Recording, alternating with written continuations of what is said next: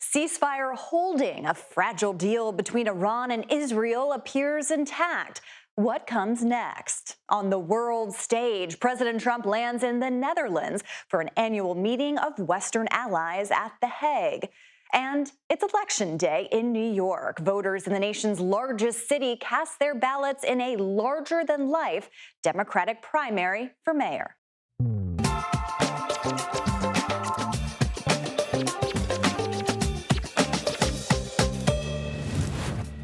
Hello, I'm Caitlin Huey-Burns in Washington. Welcome to the Takeout. President Trump is in the Netherlands for the NATO Summit, and on the way there, he raised some doubts about whether the United States will remain committed to NATO's Mutual Defense Treaty. It depends on your definition, he told reporters aboard Air Force One. But before leaving, he spoke candidly, quite candidly, actually, about events in the Middle East when it seemed like this morning Iran and Israel were violating the terms of a ceasefire. President Trump said this. We basically have two countries that have been fighting so long and so hard that they don't know what they're doing. That ceasefire on the rocks this morning now appears to be holding. Trump now arrives at NATO to pressure allies to pay their fair share for defense and to meet with world leaders on issues like the Russia-Ukraine war. All of this serves as a reminder of how the swirl of world events almost always follows an American president. Ed O'Keefe joins us now from the NATO Summit in The Hague. Hey, Ed, great to see you. So a lot on the president's plate as he heads over there. Just tell us, what is exactly on the agenda for this NATO summit? Well, two big things. Iran, while America has been focused on it for much of this last several days, obviously the Middle East as well, and it's been front and center in so much of the American conversation. Here in Europe, closer to the conflict in Ukraine, that war remains the biggest, most urgent concern for most alliance members, and plans to expand the military might of the alliance in the coming years, as all of them are expected to help fulfill a long-held goal of President Trump to see these countries pay roughly 5% of their GDP in military-related costs, whether that's troops and tanks and aircraft and weaponry, but also the infrastructure that helps support it, seaports, bridges, things like that. He's been railing against NATO members who don't pay the minimum expectations, calling them delinquent years ago. When he did that, there were leaders who were in his midst that were sort of brushing it off, not paying attention, maybe laughing it off. They're not laughing anymore for two reasons. One, the war in Ukraine remains a real urgent concern, and the Secretary General of NATO has warned that if they can't start paying up in the next 5 years, there's a good chance Russia could launch further incursions into the rest of Europe, and they need to prepare. The other is they now realize President Trump's around for another few years, and while they may have dismissed his talk in the past, they now need to take it far more seriously. Yeah, and a good reminder of this, these multiple crises that this president has to kind of manage on the world stage. It's not just the president going over to NATO. Lawmakers are heading there as well. I know you got a chance to sit down with or to talk with Democratic New Hampshire Senator Jeanne Shaheen. She's a top member on the Foreign Relations Committee, I believe. What did she have to say? She's one of two senators who are here, just two. There's been handfuls more in the past, but two Democrats, her and Chris Coons, meeting with their counterparts, meeting with some of the leaders of NATO countries. We talked a little bit about Iran and Ukraine. Take a listen. What's not clear is what the United States, Israel, and Iran hope will happen next. I hope we can get back to negotiations. I think that's in everybody's interest. Just a few days ago, Putin was essentially saying Ukraine is ours, right? Ukraine is part of Russia. That's unacceptable, I imagine, to most alliance members, but we haven't heard much from the White House about him saying something like that. Obviously, there have been some distractions in the last few days. Is the president, in your view, sufficiently dealing with this? No, I would like to see the president be a lot stronger on Ukraine and a lot tougher with Vladimir Putin. I think Putin has been playing him. We know the president will hold a series of bilateral meetings tomorrow after the main gathering of leaders. We don't know with whom. it would be notable either way should he meet with President Zelensky or not. He's here. Of course, Ukraine is not a member of NATO. He's been meeting with other members. He was at the dinner tonight at the Dutch King and Queen's Palace that welcomed the alliance here to The Hague. But they didn't get a chance to meet last week at the G7, and we'll see if they catch up in person tomorrow. We shall see. And of course, as you mentioned, Iran still remains in the backdrop, even at NATO. Ed O'Keefe in the Netherlands, thank you very much for your time. Appreciate it. And Deborah Pata joins me now, and she is in Tel Aviv. Deborah, it's really great to see you. We've been talking all day about this ceasefire holding, and since you're on the ground in Tel Aviv, what are you seeing? Is it true? Is this ceasefire holding at this point? Well, it had a shaky start, Caitlin, but that's not unusual for warring sides. You know, I was here when Israel and Lebanon reached a ceasefire at the end of last year after nearly 2 months of war. And that, too, was the same. It was very fragile. There were missteps. There was finger-pointing. But it held, and this one appears to be holding as well. Israel has already lifted all restrictions, life slowly going back to some sense of normality. And there were already reports that Israel was running low on defensive weapons. So they probably could not have gone on fighting at this intense level for a very long time. And Iran was also looking for a way out. Even before the U.S. bombed its main nuclear site, it probably needed to save face after that, which is why they launched that attack on an American airbase in Qatar. But remember, there were no casualties. It seemed fairly contained as a response. And I think Iran didn't really want a regional war. So probably both sides will try and make this hold. And now, you know, after 12 days of war, 28 people dead in Israel, hundreds dead in Iran. We don't have a definite death toll yet. It's back to where we started before this war, trying to seek a diplomatic solution, Caitlin. And we'll see if one is ultimately reached. I mean, meanwhile, we're talking about Iran, but I don't want to lose sight of the Israel-Gaza war. What is the latest with Gaza? Well, obviously, attention has been diverted away from Gaza while this war has been raging on. The United Nations today said that it hopes the ceasefire between Iran and Israel will lead to a similar ceasefire in Gaza, but that's going to be a lot harder. I mean, that's been going on for over 20 months. There are still hostages being held there, and the humanitarian crisis is sinking into an even greater catastrophe. Now, some aid is getting in, very little. It's not nearly enough. It's a drop in the ocean. And almost daily, there are reports of people being killed trying to get to food. Now, these people are starving, which is why they head to these limited number of distribution points run by the Gaza Humanitarian Fund. And the United Nations, Philip Lazzarini, said today that this newly created so-called aid mechanism is an abomination that humiliates and degrades desperate people.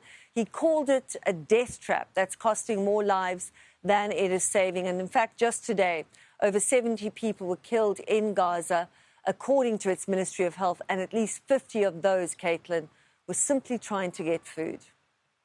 Well, Deborah, so much going on in the world, and I know you are covering so much of it for us from where you are in Tel Aviv tonight. Thank you so much for your reporting.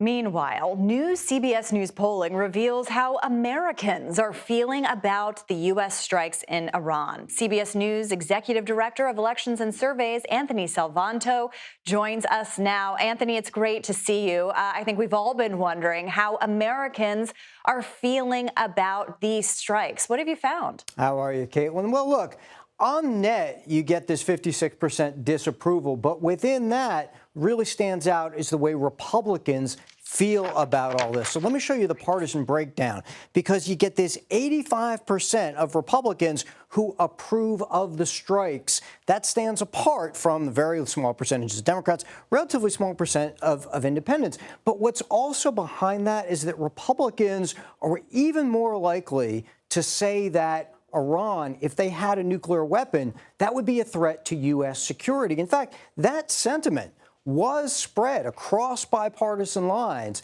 but Republicans were even more likely to say that. And so besides the fact that they're, of course, backing the president, they're really strong here. The other thing that I would point out is, they've been talking political circles about how much MAGA Republicans would back this. Well, look, MAGA Republicans very strongly back the airstrikes for those reasons about U.S. security, as they express it, that I just mentioned, Caitlin. Yeah, that is an interesting breakdown within the party, too, Anthony. I'm wondering how everyone is feeling when it comes to kind of this wider conflict in the Middle East. Yeah. So I'm going to scroll through a couple of things. The first is, going forward, do folks have confidence in the Trump administration's handling of this? Here again, you see big numbers of Republicans, independents and Democrats less so. But here's to your question, what people think about what could happen. This is kind of the balance, right? They see a security threat from potential Iranian nuclear weapon, but there's also this widespread concern that these airstrikes could lead to a wider war for the U.S. and Iran. And that spans party lines, too. The only question is apparently how people weigh those two considerations. Republicans weighing them on the side of the president, Democrats, independents, much less so, but there is that concern, Caitlin. It's a really interesting snapshot. Anthony Salvanto, thank you. We'll be hearing more from you later on the New York City mayor's race, so stick around. But until then, thank you very much. We're joined now with John Alterman from the Center for Strategic and International Studies to discuss more of this. John, it's great to see you here on set. I want to play a little bit about what the president said today when he was asked kind of how confident he is that this ceasefire between Iran and Israel is at this point. Let's take a listen. I think they're both tired of it. I think they don't want it to happen again. And Iran's not going to have a nuclear weapon, by the way. I think it's the last thing on their mind right now. So what's your assessment? Are they tired of it? What should we make of what we've seen today? Caitlin, I'm not sure they're tired of it, but from an Israeli perspective, they got not only what they wanted in the near term, they got what Israeli governments have wanted for more than a decade, for the United States to take out this Fordo nuclear facility, which only the U.S. has the capability to do. The U.S. did it, and by the way, it didn't start a war. So from an Israeli perspective, mission accomplished. From an Iranian perspective, they can't fight a conventional war against the United States and Israel. The Iranians can negotiate. They can do their asymmetrical things like terrorism and cyber and supporting proxy groups. But to stay involved in a conventional military battle, they keep losing. So I think the Iranians decided, let's get out of this. The Israelis decided, we're done, let's move on. And both sides had President Trump pushing them and said, okay, we'll do it. Well, so that's interesting because I think we were wondering how quickly this came together. I mean, when we got off air, minutes after we got off air, this ceasefire was announced yesterday. Is that typical for these types of things, for that to come together so quickly? Or was it just that all of these pressures were mounting? Again, I think every side thought enough. I think the president was forceful and people had confidence that if the president said it, the Israelis would follow through, the Iranians would follow through. So it was a combination of both the circumstance and having an American president who seemed to really care about moving this forward.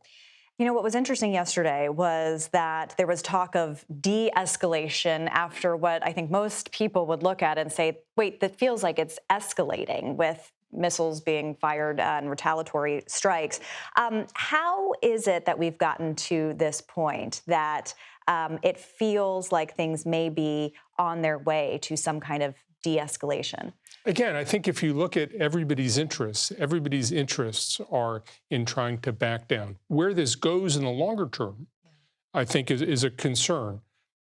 I think we all remember President Bush standing with a mission accomplished sign in Iraq. The danger is that rather than slowing an Iranian nuclear bomb, this attack actually accelerates the development of Iranian nuclear bomb. They decide they'll withdraw from the Non-Proliferation Treaty. It's harder to get insight to what they're doing. They surprise the world with a nuclear device.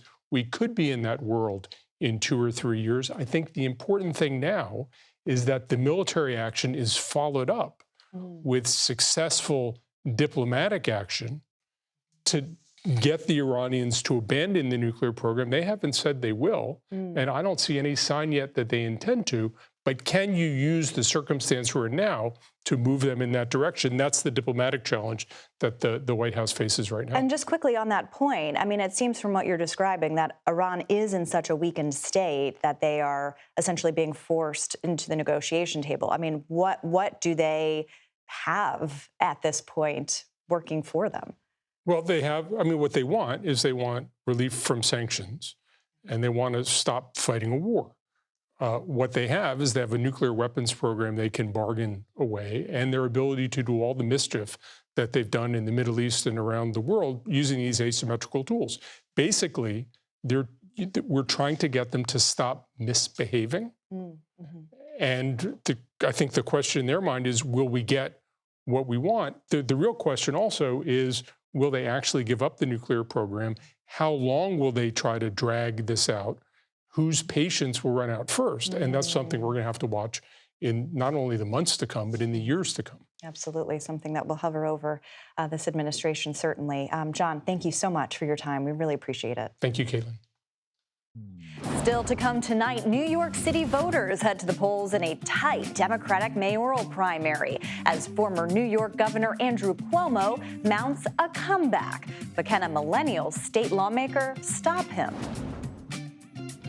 Denied a medically necessary abortion, this Texan has now become a messenger for reproductive rights in a post-Roe versus Wade era. I have taken grief and trauma and pain and been able to turn it into power. I'll speak with her ahead on tonight's Takeout.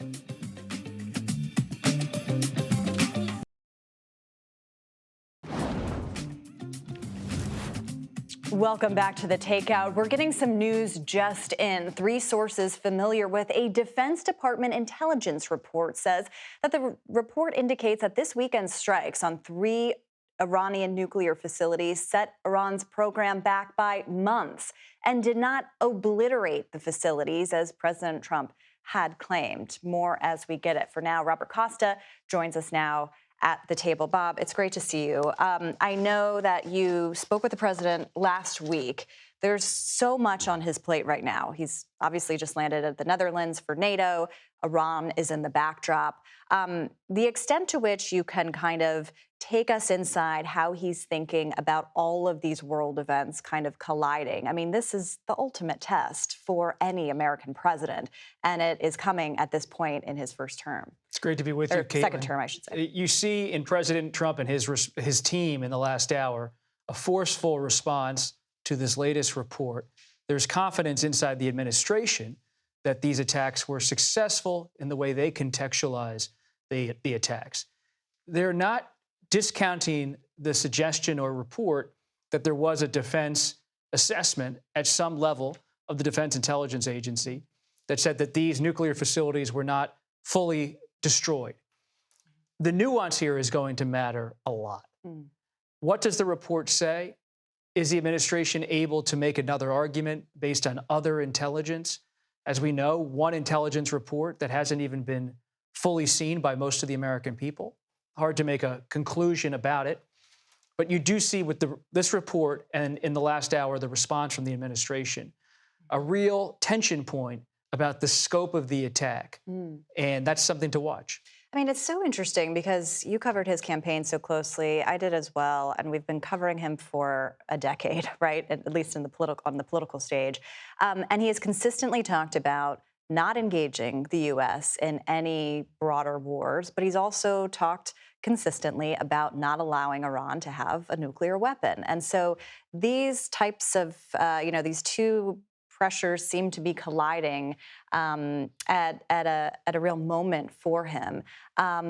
And at the same time, he's also facing some pressures from the Republican Party base, which is the MAGA base. And I'm curious from your sources, people you've been talking to, either close to the president or on Capitol Hill, kind of how Republicans are gaining this out right now, and Democrats too.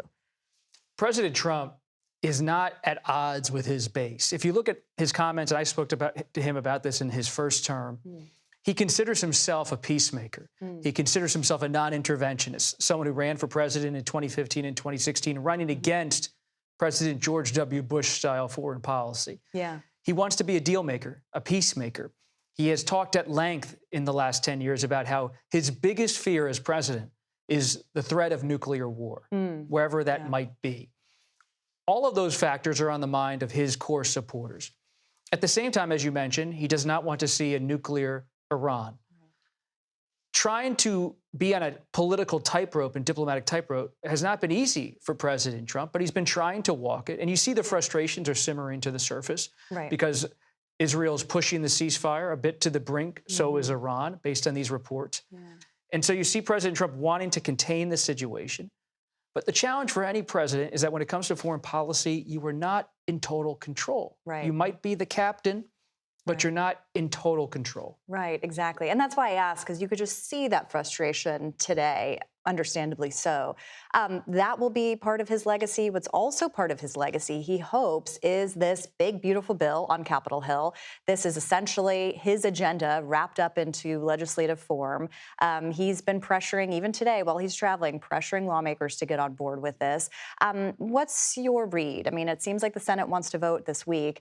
What's your read on how this will go? Will he get it done? Based on my reporting, there will be more complaints about the legislation, but ultimately the president controls the party in both the House and Senate, and they'll come along. Okay. We'll see that arm twisting in the final hours. Bob, always good to see you. Thank you very much. Thank you. Appreciate it. It is, I think, an opportunity for us to continue holding the corruption of Donald Trump accountable. California Congressman Robert Garcia is elected the top Democrat on the House Oversight Committee. Why that matters? That's next on The Takeout.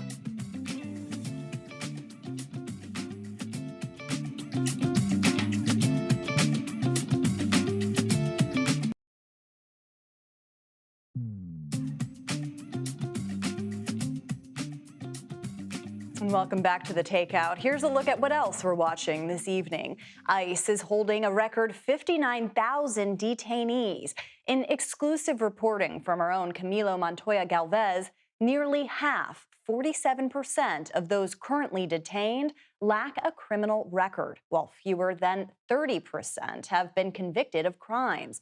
Internal agency figures show ICE has averaged around 1,200 daily arrests so far in June. For why that committee can play such an important role, let's bring in our all-star political panel. Democratic strategist Joel Payne and Republican strategist Matt Gorman are here, as well as my colleague Finn Gomez. All right, let's kick this off with the Oversight Committee. Such an exciting committee, right? I mean, that's kind of what I want to get to. For people watching at home who think the House Oversight Committee, who cares? But this is a really powerful committee, and the Democrat now, who is the ranking member, is essentially going to be one of those Democrats who will be kind of the face of the opposition. I mean, Joel, how should we see this? And are Democrats looking at this in kind of a bigger way? Well, Caitlin, the way you said it, it's a powerful committee, but it's a visible committee. And it's a committee that has a lot of visible power to the public as a mouthpiece. Typically, the person in this position and the party out of power is a good attack dog, is someone who's good on their feet, knows how to land a message, which is why so many Democrats were frustrated. And all due respect to Congressman Connolly, who passed away tragically earlier this year, did not feel like the right fit for that. As you might remember, Alexandria Ocasio-Cortez was a candidate for that position earlier in the year. I think a lot of Democrats feel relieved that the party has kind of turned the page to a different generation with Congressman Garcia. And I think it might say something about some lessons learned from that first vote earlier this year. Yeah, I mean, the Democrats are certainly trying to find some kind of voice at this point. Matt, I mean, are you looking at this? Does this matter? I'm not quaking in my boots one bit. Okay. As with all things in the House, it's powerful only if you're in the majority. It is visible, I'll give you that. Yeah. But you can stand up and make a lot of speeches, as a lot of people in Congress do, but you can't really do anything worth doing. That being said, if Congress changes hands next year, certainly Garcia will have a very visible role. In a party where committee chairs are pretty ancient, Maxine Waters and Rosa DeLauro and the like, he's a younger one, certainly for Democrats, among the youngest. But that's about it when it comes to Robert Garcia. I think that's fairly notable that he's in this role.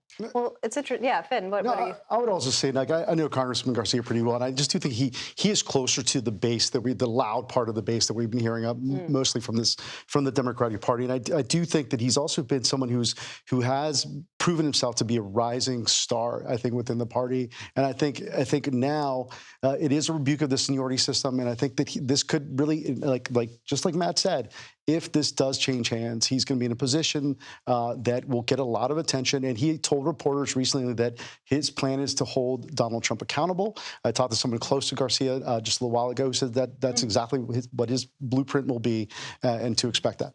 Okay, we'll keep an eye on that. Meanwhile, President Trump has been on a little bit of a social media roll today.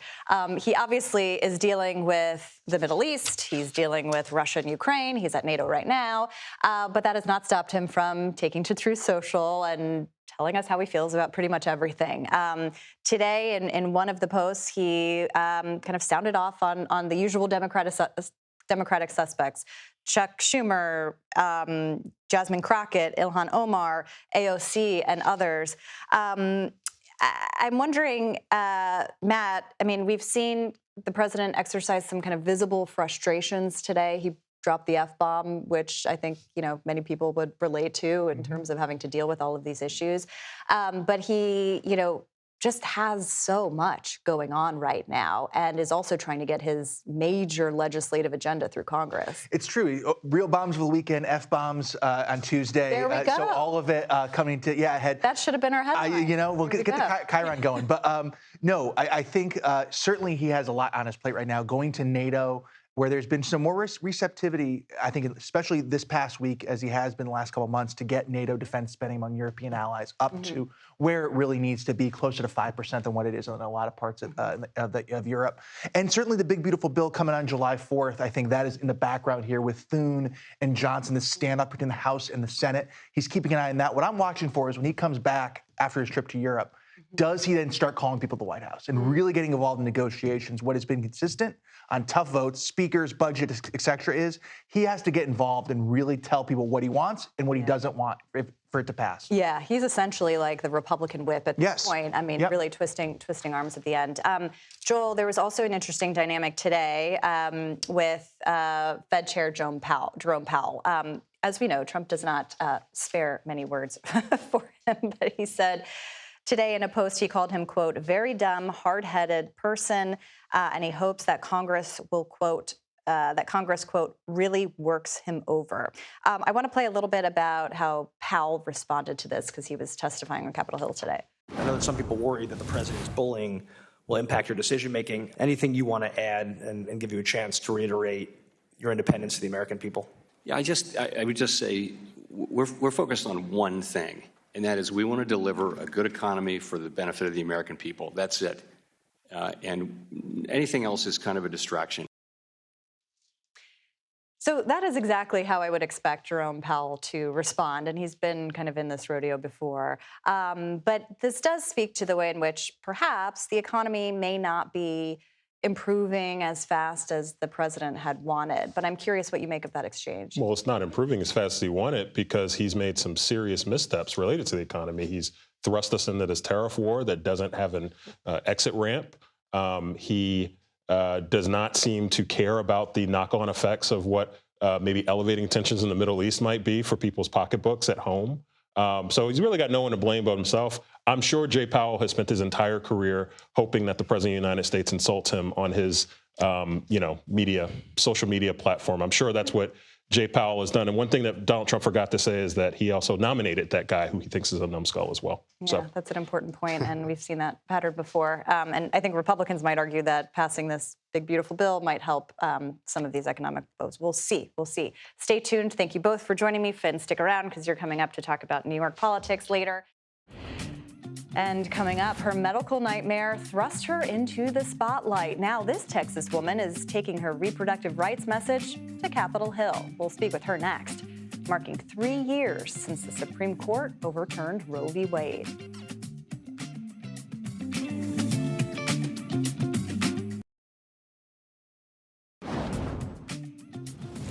Today marks 3 years since the Supreme Court overturned Roe v. Wade and eliminated Americans' federal constitutional right to an abortion.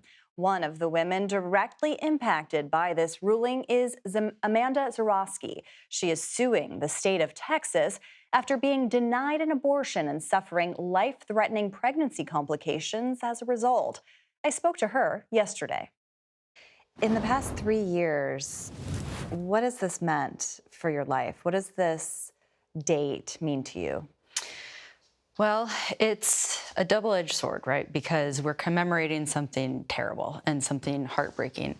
But it's also a demarcation for me and a giant shift in my life where I have taken grief and trauma and pain and been able to turn it into power and advocacy. And I have been joined by so many others over the last 3 years who have taken this fight as their own personal mission as well. And so it's very encouraging and motivating to me to see how much people are willing to fight back and give of their own lives for this mission. And as you've become more involved in this, have you seen many minds changed? What's come of your conversations and advocacy? Yeah, it's been so motivating and so encouraging to have these conversations in, private community settings on larger scales and see folks really shift the way that they think about this issue that has been so heavily politicized for so long. And seeing that when we educate people and we share our stories, it really does change the way that they view this issue, I think, for the better. I'm curious how you take the election results when it comes to this particular issue, because this was something that Kamala Harris, as the Democratic nominee, campaigned very heavily on. And I'm wondering what you think you take away from the election results.